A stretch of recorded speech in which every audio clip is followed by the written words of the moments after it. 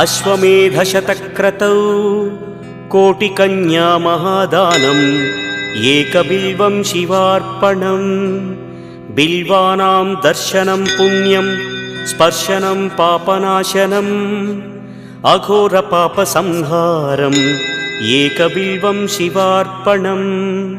सहस्रवेदपाठेषु ब्रह्मस्थापनमुच्यते अनेकव्रतकोटीनाम् एकबिल्वं शिवार्पणम्।